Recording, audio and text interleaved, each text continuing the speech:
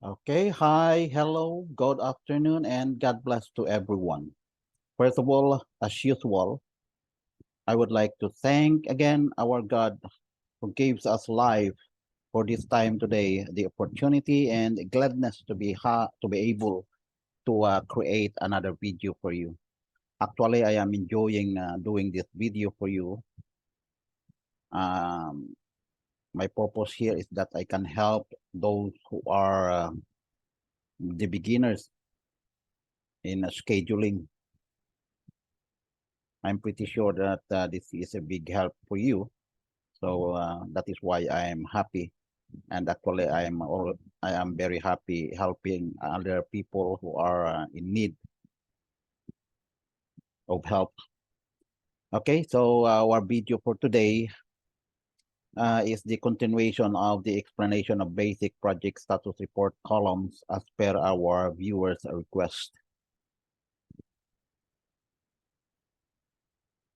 Okay, here we go. John 8:12, Jesus spoke to the people again. He said, I am the light of the world. Those who follow me will never walk in darkness. They will have the light that leads to life. Okay, amen. Know how to be happier? Never hate. Don't worry. Live simply. Expect a little. Give a lot. Live with love. Smile more. And most importantly, be with God always.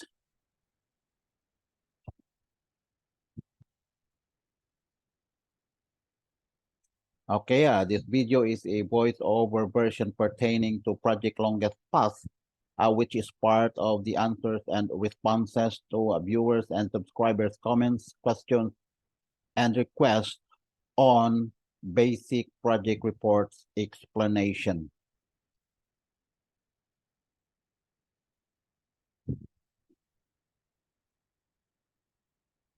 Okay, kindly like, subscribe, and share to others.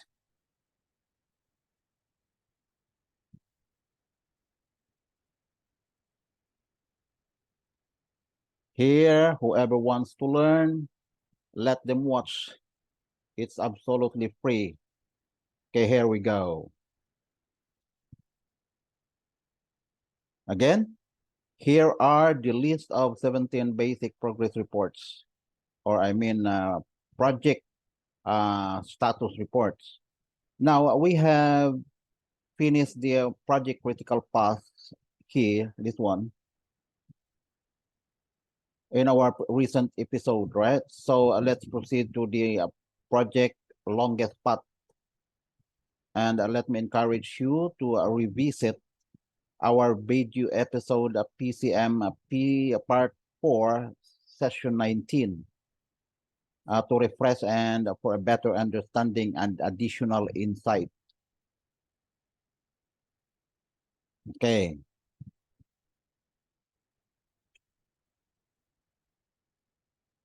Okay, here are the viewers and subscribers' comments, questions, and requests. So the same comments in general, but here we have to be specific on project longest path explanation. Okay, let me first explain to you what is a project longest path and what is the utilization and the effectiveness of this layout in project execution. So, okay, this layout shows the longest network or path of activities for a particular milestone that is behind the project contractual or baseline milestones or completion. Take note that we are talking here for the delayed project. Okay, longest path is not only we cannot say only a longest path in a current project. So meaning in creating or establishing a baseline project, there is also a longest path in there, but that is not really a critical or a delayed path, meaning the total float is usually zero, meaning there is no delay yet. Okay, so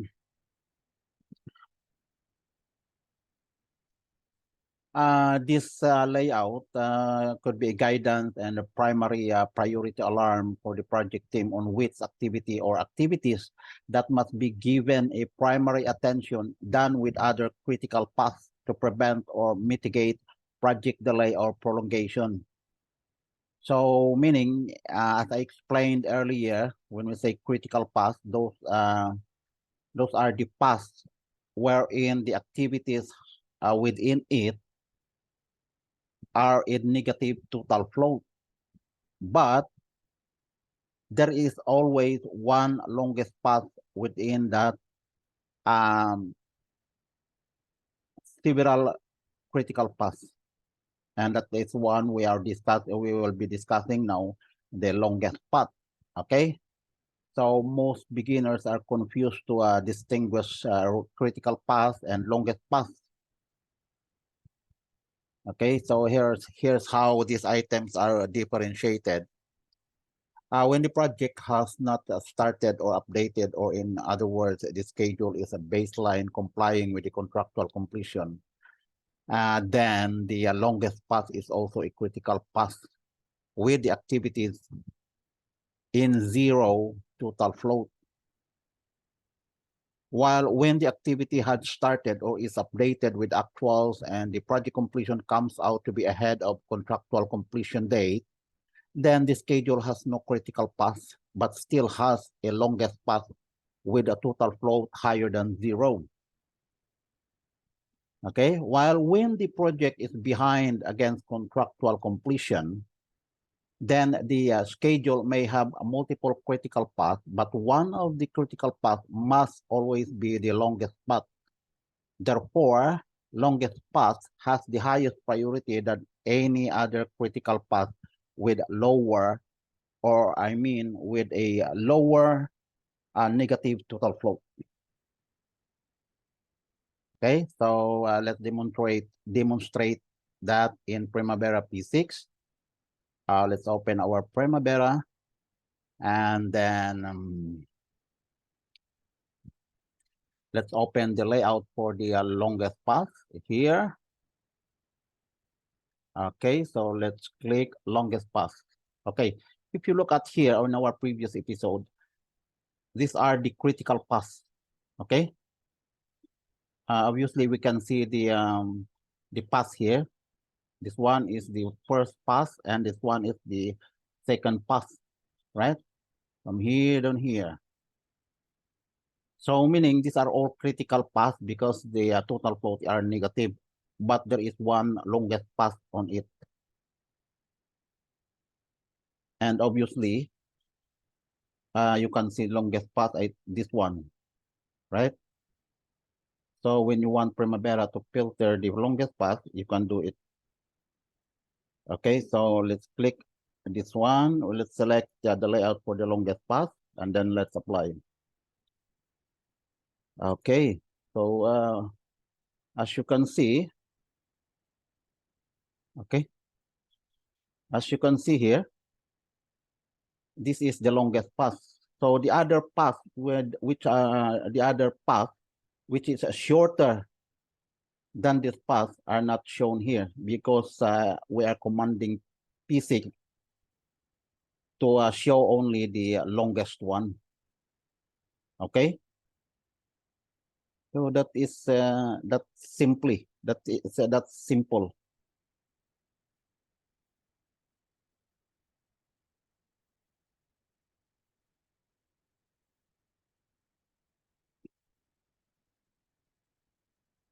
Now, I think the terminologies here, or I mean the columns here, are still the same with the critical paths.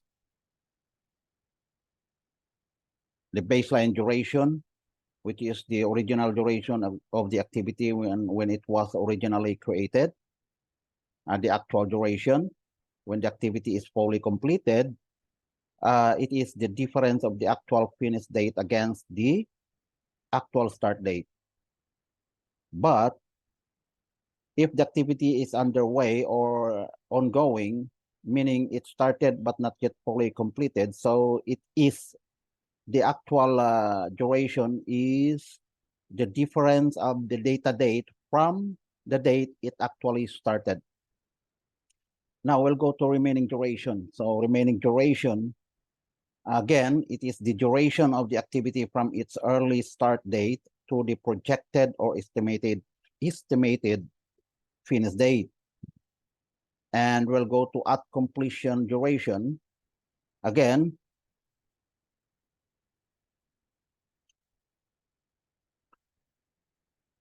at completion duration is simply the sum of the actual and the remaining duration. So meaning this is the actual duration plus the remaining duration, how much will come out? 214 plus 6. So it will become 220. Okay, and then we'll go to the start date. So this is the actual start date for started activities. If the activity has not started yet, so it is the projected early start date of the unstarted activities. Okay, next is the finish date.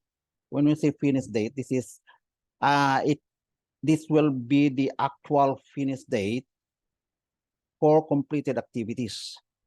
But if it is not yet completed, so it is the early finish date of the uncompleted activities. Okay. Next is the total float. Okay, again, it is the duration that an activity can be delayed without delaying project milestone or completion. So positive total float means the activity is within the path of being ahead of schedule, or you can delay that activity with that positive value without delaying the project milestone or completion. While if the total float is negative, that means the activity is within the path of being behind of schedule, or in other words, it is also called the critical path. Okay.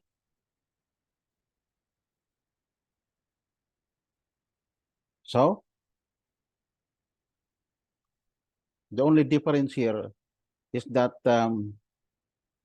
longest path, of course, the name itself, longest path, can define the longest path. So that means within the several or various critical paths, there is always a longest path. Okay, so we can show the bar line here, or I mean the baseline bar here. So right click here and then bar. Okay, and then the check box for the baseline milestone and baseline bar. We'll check it so that it will appear or displayed on the Gantt chart view of the schedule. So at least here graphically, you can see the difference. Like for example, this one, this activity, it is a way long duration that is delayed. Okay.